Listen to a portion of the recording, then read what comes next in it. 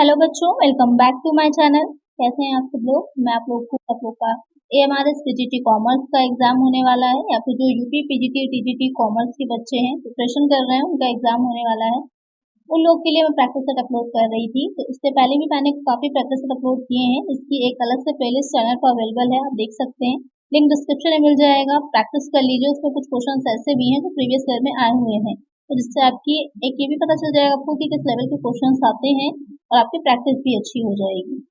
तो आइए वीडियो को शुरू करते हैं। तो शुरू करने से पहले जिन बच्चों ने सब्सक्राइब नहीं किया है, इसी तरह के और प्रैक्टिस सेट जो मैं लेकर के आगे आऊंगी आप लोग के लिए, तो जल्दी से चैनल को सब्सक्राइब कर लीजिए, वीडियो को लाइक कर दीजिएगा और फ्रेंड्स तक वीडियो को शेयर कर दीजिएगा।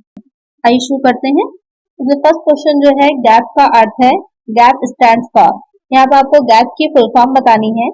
Generally accepted accounting provisions, generally accepted accounting policies, generally accepted accounting principles, none of these.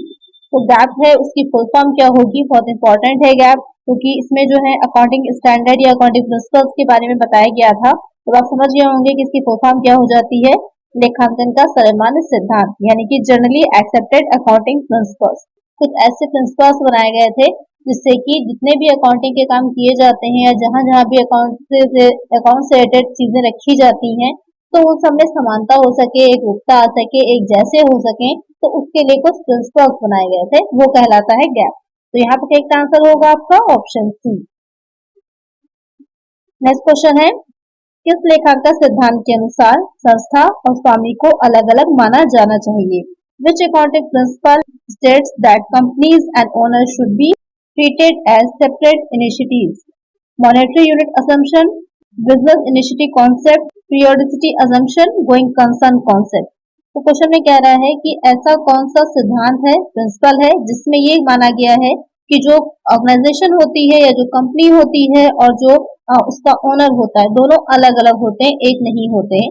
यानी कि कंपनी में जो स्वामी है, जो कि कंपनी की हम बात करें, जो कि मोस्टली क्या होते हैं, जो उसके शेयर होल्डर्स होते हैं, वही उसके स्वामी होते हैं। तो जो शेयर होल्डर्स होते हैं और जो कंपनी होती है, दोनों क्या है, आपस में अलग अलग हैं। आपको याद होगा अगर आपने कंपनी लॉ पढ़ी है, तो कंपनी लॉ में आपने सोलोमन बनाम सोलोमन का एक विवाद था जो इसी से ही रिलेटेड था, कि दोनों अलग अलग होते हैं। जो वहां पर निर्णय दिया गया था, डिसीजन आया था, तो यही था कि दोनों अलग अलग होते हैं, कंपनी अलग है और उसके जो स्वामी है वो अलग है। भले ही वो कंपनी के जो स्वामी होंगे वो उसके आपस की एक फैमिली हो सकती है, लेकिन फिर भी वो अलग माना जाता है। यहाँ पर एक कौन सी कॉन्सेप्ट है, कौन सी संकल्पना है कि मौद्रिक इकाई धारणा, व्यापार की पृथक इकाई की संकल्पना, लेखांकन अवधि की संकल्पना, चालू व्यापार की संकल्पना। तो यहाँ पर कौन सा धारणा हो जाती है, व्यापार की पृथक इकाई संकल्पना, बिजनेस इनिशिएटिव कॉन्सेप्ट। इसमें माना गया है कि जो भी लेखे रखे जाते हैं, जो भी अकाउंट्स बनाए जाते हैं, जो भी कंपनी होती है, संस्था होती है, वो और उसकी जो ओनर्स होते हैं, दोनों अलग अलग होते हैं। जब कंपनी को कोई बात चलाया जाता है, तो वो कंपनी पर ही होता है, ना कि उसके ओनर्स पे होता है, क्योंकि कंपनी एक अलग इंडिविजुअली सेपरेट बॉडी है, एक आर्टिफिशियल बॉडी है लेकिन सेपरेट है। तो इसका आंसर क्या होगा हमारा, ऑप्शन बी। नेक्स्ट क्वेश्चन है, लागत या व्यय को उसी समय दिखाया जाना चाहिए या रिकॉर्ड रखना चाहिए, दर्ज करना चाहिए जिस समय राजस्व से संबंधित होते हैं, वह किस सिद्धांत द्वारा निर्दिष्ट है। कॉस्ट और expenses must be recorded at the same time as the revenue to which they correspond is specified by which principle. Matching principle, going concern principle, consistency principle, prudence principle. तो क्वेश्चन में कह रहा है कि जो expenses होते हैं, जो फिर कॉस्ट आती है, उसको उसी टाइम पर हमें रिकॉर्ड कर लेना चाहिए जिस राजस्व से वो, जिस टाइम से वो रिलेट करती है। यानी कि जिस ईयर में, जिस लेखांकन अवधि में उसको वो जनरेट हुई होती है, उसको उसी टाइम पर ही दिखाया जाना चाहिए। ये किस सिद्धांत में कहा गया है, तो ये जो आपका सिद्धांत है वो हो जाता है मैचिंग प्रिंसिपल। अब ऐसे पूरी तरह बोले तो ये हो जाता है जो आय एवं व्यय का मिलान सिद्धांत होता है, जो आपका इनकम एंड एक्सपेंसेस का मैचिंग कॉन्सेप्ट है, ये उससे रिलेटेड है। इसमें क्या माना जाता है कि जो व्यापार की जो पूंजी होती है, जो कैपिटल होती है, उसमें जो इंक्रीज हो रही है, जो वृद्धि हो रही है, उसको आय माना जाता है। और जो आय के उपार्जन में जो आय जनरेट हो रही है, इसमें वस्तुओं और सेवाओं दोनों की ही जो लागत होती है, उसको व्यय माना जाता है। तो उसमें से जब हम व्यय और आय को आपस में मिलान होता है, जिससे कि हमें ये पता चलता है कितनी उस वर्ष की क्या हुई है, हमारा प्रॉफिट हुआ है, हमारी आय हो पाई है, नेट इनकम हुई है। और इसमें समाप्त लागतें जो होती हैं उसको हम हानि मानते हैं। तो ये हो जाता है आपका आय एवं व्यय के मिलान का सिद्धांत। तो यहाँ पर एक आंसर हो जाएगा ऑप्शन ए। नेक्स्ट क्वेश्चन है, कौन सी अवधारणा बताती है कि प्रत्येक डेबिट के लिए एक क्रेडिट है? Which concept states that for every debit there is a credit? Money measurement concept, accounting period concept, separate initiative concept, dual aspect concept? तो क्वेश्चन में आपसे कह रहा है कि जो प्रत्येक डेबिट होता है, यानी कि जितनी बार हम जिस चीज को डेबिट करते हैं तो साथ ही उसका क्रेडिट भी होता है। तो यहाँ पर सीधे सीधे समझ में हमें आ रहा है कि ये आपकी डबल इंटरेस्ट रिलेटेड है, जो द्विपक्षीय अवधारणा होती है उससे जुड़ा हुआ है। यहाँ पर करेक्ट आंसर क्या हो जाएगा हमारा? Option D. यानी कि यहाँ पर जो आपके अकॉर्डिंग इक्वेशंस बनती हैं, बात वहाँ पर उसकी हो रही है कि जितनी संपत्तियां होती हैं और जो कुल दायित्व होते हैं दोनों आपस में इक्वल होते हैं, बराबर होते हैं, वही हो जाता है debit is equal to credit. यहाँ पर करेक्ट आंसर होगा ऑप्शन डी। तो इसमें कुछ आपके लेखांकन समीकरण भी बनते हैं जो कि आपकी डबल एंट्री सिस्टम पर बेस्ड होते हैं। कौन से हो जाते हैं? Asset is equal to capital plus liability. एक साइड एसेट्स होती हैं, एक साइड कैपिटल और लायबिलिटी होती है। अगर दूसरा इसका देखें तो capital is equal to asset minus liability हो जाएगा। जब हम एसेट्स में से लायबिलिटी को लेस करते हैं तो भी हमारी कैपिटल निकल के आती है। और liability is equal to assets minus capital. जब भी लायबिलिटी को अगर हमें निकालना है तो जो एसेट होगी हमारी उसमें से हम कैपिटल को लेस कर देंगे तो हमारी लायबिलिटी आ जाती है। तो ये हो जाती है कुछ अकाउंटिंग इक्वेशंस, इनको ध्यान में रखिएगा, इससे रिलेटेड भी क्वेश्चन आपसे पूछ सकता है। यहाँ पर करेक्ट आंसर क्या हो जाएगा? Option D. नेक्स्ट क्वेश्चन है, आय मापने के लिए सबसे स्वीकार्य विधि है। For measuring income the most acceptable method is to apply normal rate of return on capital invested, to apply the average return in industry on capital, to match the cost with revenue, to find out the difference in net worth on as on two dates. Question में कह रहा है कि जो आय मापने की सबसे अच्छी, यानी कि जो इनकम को मेजर किया जाता है उसके लिए सबसे ज्यादा एक्सेप्टेबल मेथड कौन सा होता है? कि निवेशित पूंजी को प्रतिफल की सामान्य दर, पूंजी को उद्योग में औसत रिटर्न लागू करने के लिए लागत को आय के साथ मिलाना, दो तिथियों पर निवल मूल्य में अंतर का पता लगाना। तो उसमें क्या हो जाता है कि आय मापना, इनकम कितनी हुई है ये हमको तभी पता चल पाएगा सही ढंग से जबकि हमें ये पता होगा कि हमारी कॉस्ट कितनी आई है। वही जो टोटल हमारी इनकम आई और कॉस्ट आई उसमें से जब हम जो लेस कर देंगे कॉस्ट को, तब हमारे पास पता चल पाएगा कि एग्जैक्टली इनकम कितनी हुई है किसी भी वर्ष में। तो वो हो जाता है हमारा जो लागत को आय के साथ मिलाना, to match the cost with revenue. एक आंसर होगा हमारा ऑप्शन सी। नेक्स्ट क्वेश्चन है, लेखांकन समीकरण का सही रूप है। The correct form of accounting equation is, अभी मैंने आप लोग को बताई सारी इक्वेशंस, 3 इक्वेशंस बताई थी। यहाँ पर जो दे रखी है assets minus receivables is equal to capital, asset plus receivables is equal to capital, assets minus liabilities is equal to capital, assets plus liabilities is equal to capital. तो जल्दी से इसका आंसर मुझे कमेंट करिए कि करेक्ट क्या होगा। जो 3 अभी इक्वेशंस मैंने बताई थी उसमें से कौन सी इक्वेशन इसमें मैच कर रही है या कौन सी इक्वेशन करेक्ट होगी, इसका आंसर आप लोग मुझे कमेंट करिए। बहुत अच्छा क्वेश्चन है ये। नेक्स्ट क्वेश्चन पे चलते हैं। राजस्व मान्यता सिद्धांत के अनुसार विक्रय राजस्व का लेखा कब किया जाना चाहिए? एज पर revenue recognition principle, sales revenues should be recognised at the time when order is taken for merchandise, ownership of goods get transferred from the seller to buyer, cash is received, all of the above। Question में पूछ रहा है कि जो आपका राजस्व मान्यता सिद्धांत है, रेवेन्यू रिकॉग्नाइजेशन प्रिंसिपल है, उसमें जो विक्रय राजस्व यानी कि जो सेल हम कर रहे हैं उससे जो हमको रेवेन्यू हो रहा है उसको हमें कब रिकॉर्ड करना चाहिए? जब माल के लिए ऑर्डर दिया जाता है, जब माल का स्वामित्व विक्रेता से क्रेता को स्थानांतरित होता है, जब नकद प्राप्त हुआ हो, या फिर इन सारी ही कंडीशन सही है। तो यहाँ पे यह रहेगा कि जब माल का जो स्वामित्व होता है, जो ओनरशिप होती है गुड्स की, वो विक्रेता से क्रेता को ट्रांसफर होती है। जब उस क्रेता के पास वो स्थानांतरित हो जाती है कि ओनरशिप की हाँ ये गुड्स उसके हैं, उस टाइम पर उसका हम लेखा करते हैं कि हाँ विक्रय हुआ है। तो एक आंसर होगा हमारा ऑप्शन बी। नेक्स्ट क्वेश्चन है, किस अवधारणा के कारण लेखांकन गैर वित्तीय लेन देन का रिकॉर्ड नहीं रख सकता है? Due to which concept accounting doesn't record non-financial transactions? Going concern concept, money measurement concept, accrual concept, cost concept। तो क्वेश्चन में कह रहा है कि कौन सा ऐसा आपका कॉन्सेप्ट है जिसमें जो नॉन मॉनेटरी ट्रांजेक्शन होते हैं उनका रिकॉर्ड नहीं किया जाएगा? तो वो हो जाता है मुद्रा मापन की अवधारणा, यानी कि जो चीजें आप मनी में मेजर ना कर सके उन सारे ट्रांजेक्शन का लेखा हम नहीं करते हैं। तो यहाँ पे एक आंसर होगा ऑप्शन बी, और उन्हीं लेन देनों को, उन्हीं चीजों को दिखाया जाता है जो कि सीधे तौर पर हम मेजर कर सके मनी में, ऐसे बहुत से बिजनेस में चीजें होती हैं जो कि मनी में मेजर नहीं की जाती, लेकिन बिजनेस को आगे चलाने के लिए बहुत इंपॉर्टेंट होती है। लेकिन उसका लेन देन का लेखा या उन सारी चीजों का लेखा हम अपने जो अकाउंटिंग्स होती है, जो बुक्स बनाते हैं, उसमें नहीं करते। करेक्ट आंसर होगा ऑप्शन बी। नेक्स्ट क्वेश्चन है, निम्नलिखित में से किस अवधारणा के अनुसार व्यवसाय के स्वामी को व्यवसाय के लेनदार के रूप में माना जाता है? The owner of the business is treated as a creditor of the business according to which of the following concept? Initiative concept, materiality concept, consistency concept, periodicity concept.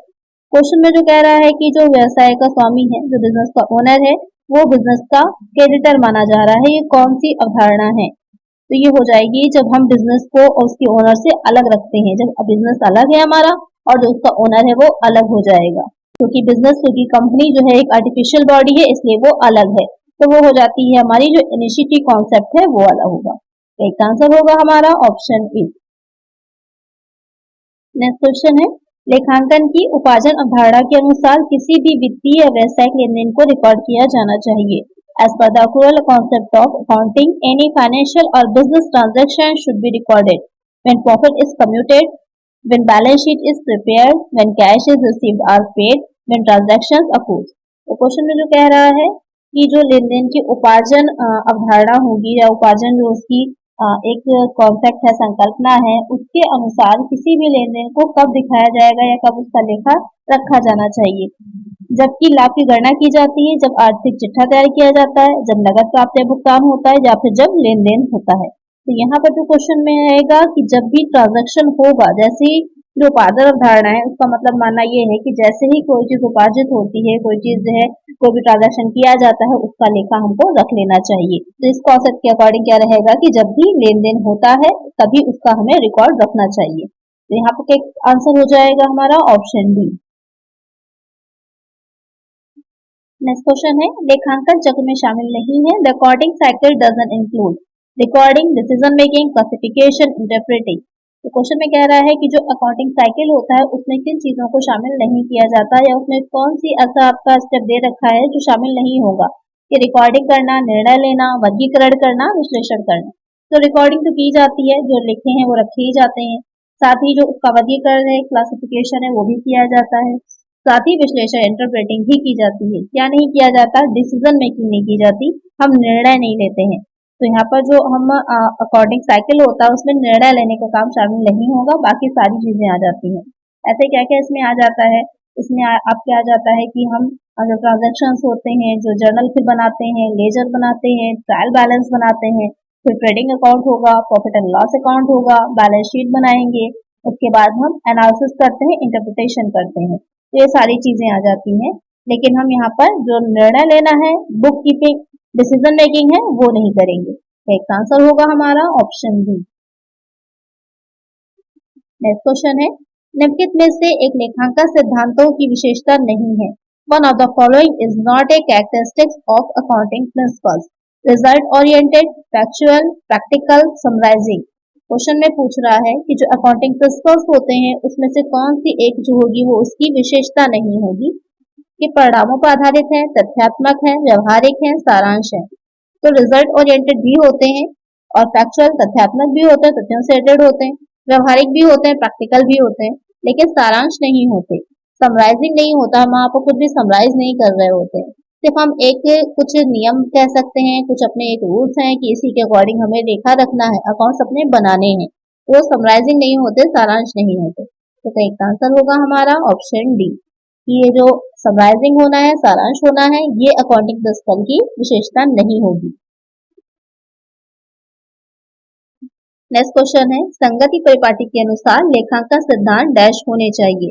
According to consistency convention, accounting principle should be consistent, variable, flexible, factual. तो जो संगति परिपाटी है इसका मतलब ये हो जाता है, संगति परिपाटी में रहेगा कि जो भी हम अकाउंट्स अपने रख रहे हैं, जैसे कि व्यवसाय या बिजनेस को भी हम चला रहे हैं तो वो बहुत टाइम तक चलता रहता है, तो हर लेखांकन अवधि में हर साल जो हम अपने अकाउंट्स बना रहे हैं उनका जो भी प्रिंसिपल का हम यूज कर रहे हैं वो लगातार एक जैसे होने चाहिए, उन्हें बदलना नहीं चाहिए, उनमें चेंज नहीं लाना चाहिए, जिससे कि हमारे जो भी अकाउंट रखे जाए वो एक जैसे रहे, उसमें कोई भी चेंजेस ना आए, एक कंसिस्टेंसी बनी रहे। वो हो जाता है आपका जो कंसिस्टेंसी कन्वेंशन है या फिर संगति परिपाटी। तो करेक्ट आंसर क्या हो जाएगा यहाँ पर? Option A consistent. Next question है, लेखांकन सिद्धांत के तत्व हैं elements of accounting principles is relevance, objectivity, feasibility, all of these. तो क्वेश्चन में कह रहा है कि जो लेखांकन सिद्धांत होते हैं इनके तत्व क्या होते हैं, एलिमेंट्स कौन से होने चाहिए उन अकाउंट और प्रिंसिपल्स में जिससे कि उनको आसानी से एक्सेप्ट किया जा सके। तो औचित्यपूर्ण होने चाहिए, रिलेवेंस होने चाहिए। तो यहाँ पर कहने का मतलब ये है कि रिलेवेंस इसलिए होने चाहिए क्योंकि उनका जो संबंध होता है, जो अकाउंटिंग प्रिंसिपल्स होते हैं उनकी यूटिलिटी से होता है कि कितने अच्छे से उनका यूज किया जा सकता है, वो इजी है, समझने योग्य है, हम आसानी से अपने प्रिंसिपल को एक्सेप्ट कर सकते हैं, उनको यूज कर सकते हैं। ऑब्जेक्टिविटी उद्देश्यपूर्ण होने चाहिए कि उनमें एक्यूरेसी होनी चाहिए, उन पर बिलीव किया जा सके, विश्वसनीय होने चाहिए, एक्यूरेसी हो, जांच किया जा सके आसानी से उनकी, इस तरह के होने चाहिए। तथ्यात्मक आंकड़ों पर आधारित हो, और फिर आपका व्यवहारिकता आ जाएगा, फैसिलिटी यानी कि लाभप्रद होने चाहिए, प्रॉफिटेबल होने चाहिए, जिनको हम एक्चुअल में ऐसा दृष्टिकोण उनका होना चाहिए जिसको हम एक्चुअल में ला सकें या फिर बना सकें, उनके अकॉर्डिंग अपने खातों को, अपने जो हमारे बना रहे हैं हम उनको अकाउंट्स को रख सकें। ये तीनों ही एलिमेंट्स होने चाहिए अकाउंटिंग प्रिंसिपल में। तो एक आंसर होगा option D, all of these. Next question है, निम्नलिखित में से कौन लेखांकन सिद्धांत की सीमा नहीं है? Which of the following is not a limitations of accounting principles? Recording of only monetary form of events, lack of common views, both A and B, none of these। तो क्वेश्चन में कह रहा है कि क्या जो है वो लेखांकन सिद्धांत की एक सीमा नहीं है, लिमिट्स नहीं है। तो केवल मौद्रिक घटनाओं का लेखा होता है, करेक्ट है। इसमें ज्यादातर जो उन्हीं लेन देनों का लेखे की बात होती है जो कि मेजर किया जा सके, जिनको मनी में जो आपके मौद्रिक रूप से है इनका मापन हो सके, उनको ही शामिल किया जाता है। एक मत का अभाव है, करेक्ट है, क्योंकि बहुत सारे हैं, बहुत अलग अलग हैं, एक दूसरे के कभी कभी विपरीत भी होते हैं, तो वहां पर ये रहता है कि उनको एक साथ एक जैसा एक हमेशा होना जरूरी नहीं होता, इसलिए रहता है कि सबका अलग अलग उससे व्यूज हो सकते हैं। तो यहाँ पर बोथ ए एंड बी दोनों ही करेक्ट हो जाएगा, तो एक आंसर होगा option C, both A and B. Next question होगा, वास्तविकता से अधिक लाभ दर्शाने का उद्देश्य निम्नलिखित में से कौन सा है? Which of the following is objective of showing of profit more than actual? यानी कि जो अकाउंट्स रखे गए हैं, जो खाते बनाए गए हैं, उसमें जो प्रॉफिट दिखाया गया है वो जितना एक्चुअल में प्रॉफिट हुआ है उससे ज्यादा दिखा रहे हैं अकाउंट। तो ऐसा क्यों किया जाता है या उसका क्या उद्देश्य होता है? To show off their exaggerated efficiency, to convert black money into white, to enhance the prestige and status of the company. तो क्वेश्चन में जो कह रहा था कि क्या ऑब्जेक्टिव होते हैं ज्यादा प्रॉफिट दिखाने के, कि जितना नहीं हमें लाभ हुआ है उससे ज्यादा अकाउंट्स दिखा रहे हैं। तो ये भी होता है कि हम अपनी कुशलता ज्यादा दिखाना चाह रहे होती है जो संस्था होगी, कि हाँ बहुत अच्छे से काम कर रहे हैं, एक अच्छी सिचुएशन में, एक अच्छी स्टेटस पे हैं। साथ ही अपने जो भी उनके कोई उस तरह की धनराशि उन्होंने अर्जित करी है जिसका वो सोर्स नहीं बता सकते हैं, तो उस मनी को, जो ब्लैक मनी, उसको व्हाइट में कन्वर्ट भी करने के लिए वो अधिक लाभ दिखा सकते हैं। या फिर जो अपनी जो संस्था है उसकी गुडविल अच्छी करने के लिए, कि हाँ इस टाइम, इस वर्ष या इस फाइनेंशियल ईयर में हमारा प्रॉफिट अच्छा हुआ है, जिससे कि जो बाकी के इन्वेस्टर्स हैं वो अट्रैक्ट हो सके उनमें इन्वेस्ट करने के लिए, इससे उनकी शेयर्स की वैल्यू बढ़ सके मार्केट में, इसलिए भी कर सकते हैं। जो तीनों ही रीजन हो जाते हैं, तीनों ही ऑब्जेक्ट होंगे, तो एक आंसर होगा option D, all of the. और सेम ऐसे ही इसकी अपोजिट सिचुएशन भी हो सकती है कि निम्नलिखित में से किसका उद्देश्य लाभ को वास्तविकता से कम दिखाना है, कि जब प्रॉफिट जितना हुआ है उससे कम प्रॉफिट हम दिखा रहे हैं, तो ऐसा किस सिचुएशन में हम कर सकते हैं, कि ऐसा करने के हमारे क्या ऑब्जेक्ट होंगे, क्या उद्देश्य होंगे, क्या पर्पस होगा? प्रतिस्पर्धियों को धोखा देना, करों से बचने के लिए, लाभांश की दर को उचित दिखाने के लिए, या फिर ये सभी, यानी कि to receive the completer, to evade tax, to justify the low rate of dividend, या फिर ऑल ऑफ दीज। तो जब हम प्रॉफिट को कम दिखाते हैं जितना एक्चुअल में हमको हुआ होगा, ऐसा करने का ऑब्जेक्ट रहता है कि हम अपने कंपटीटर्स से जो है, कभी कभी ये रहता है कि कंपटीटर को अब सही ढंग से हम नहीं पता चलने देना चाहते हैं कि क्या हमारी एक्चुअल में स्ट्रेंथ है या क्या हम एक्चुअल किस पोजीशन पे है, जिससे कि आगे जो भी हम चीजें लेकर के आ रहे हैं, जो भी स्ट्रेटेजीज हमने बनाई है उसका अंदाजा वो ना लगा सके। ऐसा इसलिए भी किया जा सकता है। यहाँ पे करों से बचने के लिए, क्योंकि जो आपका इनकम होती है, नेट आपका निकल करके आएगी इनकम, उसी पर टैक्स लगता है, तो कभी कभी इनकम को भी कम दिखाने के लिए ऐसा किया जाता है कि हम अपने प्रॉफिट को कम दिखाते हैं जिससे कि हमें कम टैक्स देना पड़े। लाभांश की कम दर को उचित ठहराने के लिए, कि जो भी हमने डिविडेंड रेट रखा है क्योंकि जो आपके इक्विटी शेयर होल्डर्स होते हैं, जो इक्विटी शेयर्स होते हैं, उनका पहले से तो डिसाइड नहीं होता है कि उनको कितने परसेंट मिलना है। तो जितना प्रॉफिट होता है उसी के अकॉर्डिंग जो डिविडेंड का रेट होता है वो डिसाइड किया जाता है। जो प्रेफरेंस शेयर होल्डर्स होते हैं उनका पहले से प्री डिसाइडेड रहता है। आपने देखा होगा जो प्रेफरेंस शेयर होल्डर्स होते हैं तो प्रेफरेंस शेयर्स में आगे एक आपकी रेट लगी रहती है कि इस रेट से डिविडेंड दिया जाएगा। डिबेंचर्स में भी इंटरेस्ट रेट लगा रहता है साथ में, पहले से ही निर्धारित होता है, फिर डिसाइडेड होता है। लेकिन जो इक्विटी शेयर होल्डर्स होते हैं उनका पहले से डिसाइड नहीं होता है, तो कभी कभी उनको लाभांश कम दर से देने के लिए, डिविडेंड कम रेट से देने के लिए भी जो संस्था होती है वो कम प्रॉफिट को दिखाती है, जिससे कि उन्हें डिविडेंड कम देना पड़े। या अगर उन्हें जो भी कम रेट रखा है तो उसे वो जो भी साधारण सभा होती है, एनुअल मीटिंग्स होती है, वहां पर जस्टिफाई ठहरा सके कि हाँ हमने इतना कम रखा है क्योंकि हमें प्रॉफिट कम हुआ था। तो ये तीनों ही ऑब्जेक्ट हो जाएंगे, तो एक आंसर होगा option D, all of these. वित्तीय स्थिति प्रदान करने वाला वित्तीय विवरण है। The financial statement that provides financial position is balance sheet, income statement, cash flow statement, funds flow statement. तो जो वित्तीय स्थिति प्रदान करने वाला, एक कंपनी में बहुत से अकाउंट्स बनाए जाते हैं, जर्नल बनाते हैं, हम लेजर बनाते हैं, मेमोरेंडम अकाउंट बनाते हैं, पीएनएल बनाते हैं, बैलेंस शीट बनाते हैं। उसके बाद हम फंड फ्लो स्टेटमेंट है, रेशियो एनालिसिस है, कैश फ्लो है, बजटन है, बहुत सी चीजें आती हैं जो उसमें आगे हम करते हैं। अपने बिजनेस में एक चीज तो हम ये पता करने के लिए कि करेंट में स्टेटस क्या है हमारे बिजनेस का, क्या फाइनेंशियल स्थिति है हमारे बिजनेस की, और उसके बाद ये देखने के लिए कि क्या चेंजेस आए हैं, क्या क्या वेरिएंसेस आए हैं, कहाँ कहाँ पर हम कंट्रोल कर सकते हैं, जिससे कि और ज्यादा हम प्रॉफिट को बढ़ा सके और ज्यादा एफिशिएंसी के साथ हम काम कर सकें। यहाँ पर जो आपके क्वेश्चन में पूछ रहा है कि जो वित्तीय स्थिति प्रदान करने की, यानी कि एक करेक्ट सिचुएशन बताता है आपके बिजनेस की, वो कौन सा स्टेटमेंट होता है। आर्थिक चिट्ठा होता है, आय विवरण होगा, रोकड़ प्रवाह विवरण या फिर कोष प्रवाह विवरण। तो जो आपका रोकड़ प्रवाह विवरण होता है वो सिर्फ ये बताता है कि कैश का कहाँ कहाँ यूज किया गया है और कहाँ कहाँ से कैश आई है, कैश के इनफ्लो और कैश के आउटफ्लो को बताता है। जो आप कैश फ्लो स्टेटमेंट बनाते हैं जिसमें आपकी अलग अलग तरह की इन्वेस्टिंग होती है एक्टिविटीज, फाइनेंशियल एक्टिविटीज हो जाती हैं, ऑपरेटिंग एक्टिविटीज हो जाती हैं, और साथ ही जो कोष प्रवाह विवरण होता है वहां पर हम वर्किंग कैपिटल को लिए ज्यादा देखते हैं कि क्या वर्किंग कैपिटल हमारी आई है, क्या चेंजेस आए, कहाँ से हमको फंड्स मिले हैं, कहाँ कहाँ फंड्स का हमने यूज किया। लेकिन जो करेक्ट स्थिति को बताएगा वो हो जाता है हमारा आर्थिक चिट्ठा, बैलेंस शीट होती है। बैलेंस शीट एक तरह से आपकी एक समरी पूरी होती है जितने भी अकाउंट्स आपने बनाए होते हैं उसकी। तो करेक्ट स्टेटमेंट जो होगा, जो आपके बिजनेस की सही फाइनेंशियल स्टेटस को बताएगा, वो हो जाता है बैलेंस शीट, आर्थिक चिट्ठा। तो एक आंसर क्या हो जाएगा हमारा, ऑप्शन ए। नेक्स्ट क्वेश्चन है, निम्नलिखित में से कौन सा विकल्प किसी कंपनी की पूरी संरचना का हिस्सा है। Which of the following options is a part of the capital structure of a company? Short-term borrowings, accounts payable, equity share, none of the above. तो क्वेश्चन में जो आपसे पूछ रहा है कि इसमें से कौन सा ऑप्शन जो है वो किसी कंपनी की जो फाइनेंशियल स्ट्रक्चर होता है उससे जुड़ा है या उसका एक हिस्सा होता है।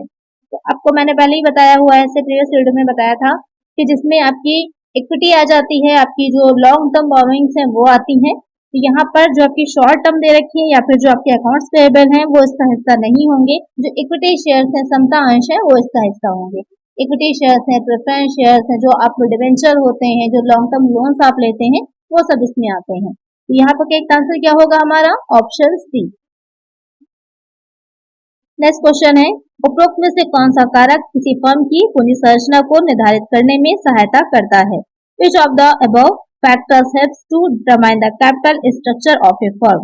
Government policies, degree of control, cost of capital, all of the above.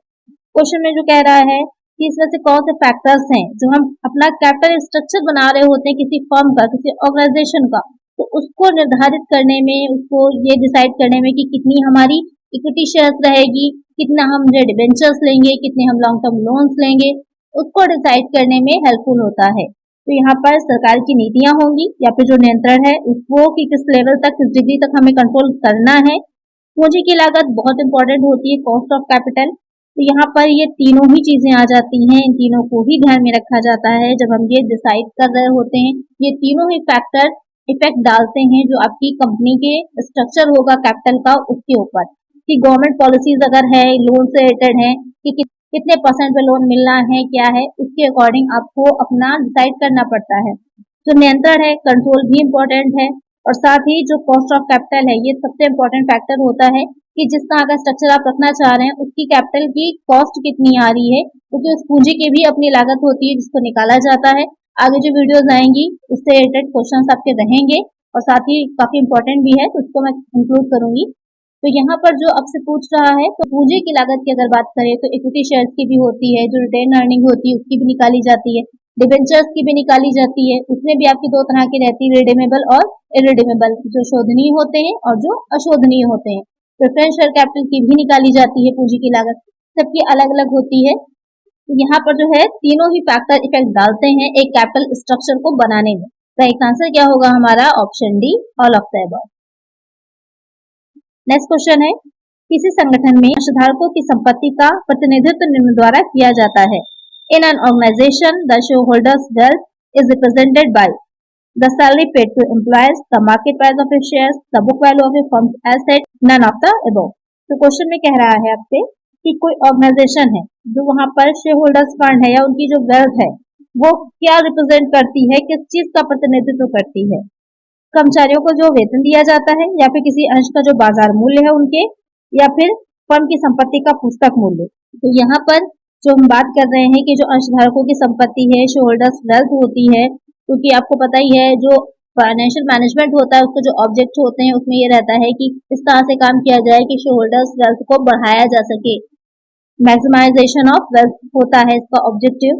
तो यहाँ पर जो करेक्ट आंसर होगा वो होगा आपका ऑप्शन बी, कि market price of A share, कि जो अंशधारकों की संपत्ति होती है उसका प्रतिनिधित्व कैसे किया जाता है कि जब जो उसके अंश का क्या बाजार मूल्य है, क्या मार्केट प्राइस है। एक तो आपकी नॉमिनल वैल्यू होती है, फेस वैल्यू होती है, मार्केट प्राइस होता है, एक अंश का मूल्य कई तरह का होता है। तो यहाँ पर जो मार्केट प्राइस है वो डिसाइड करता है कि अंशधारकों की वेल्थ क्या है, क्योंकि अगर ज्यादा अच्छे अंश का बाजार मूल्य ज्यादा होगा तो वहां पर ये चीज रहती है कि जो कंपनी है, जो ऑर्गेनाइजेशन, उसकी गुडविल भी अच्छी है, मार्केट में उसकी पोजीशन बहुत अच्छी है। तो यहाँ पर करेक्ट आंसर क्या हो जाएगा? Option B.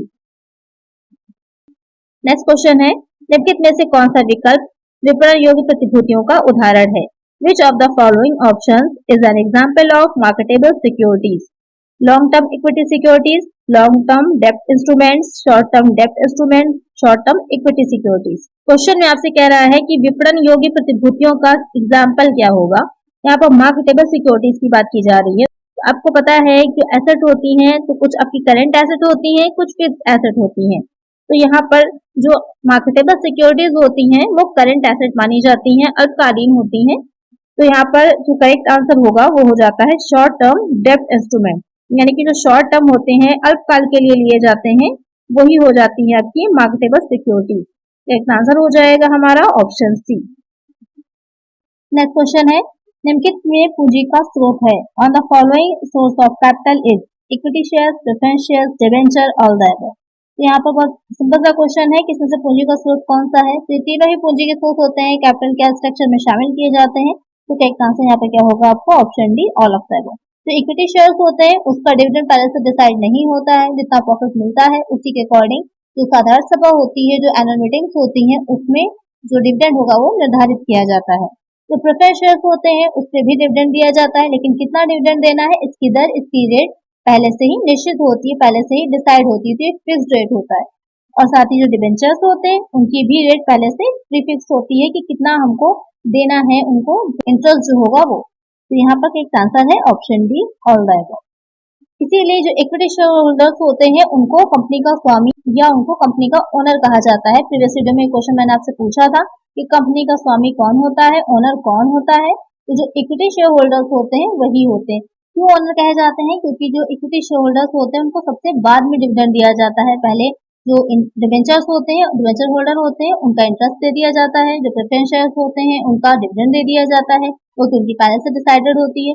उसके बाद जो प्रॉफिट बचता है उसमें से उनको लिया जाता है। तो जितना भी ज्यादातर समझ लीजिए जोखिम, जो रिस्क होता है, वो सब किसके उसमें जाएगा? इक्विटी शेयर होल्डर्स में। और साथ ये भी होता है कि अगर प्रॉफिट ज्यादा होगा तो उनको ज्यादा डिविडेंड भी मिल जाता है, इस वजह से वो ओनर कहलाते हैं।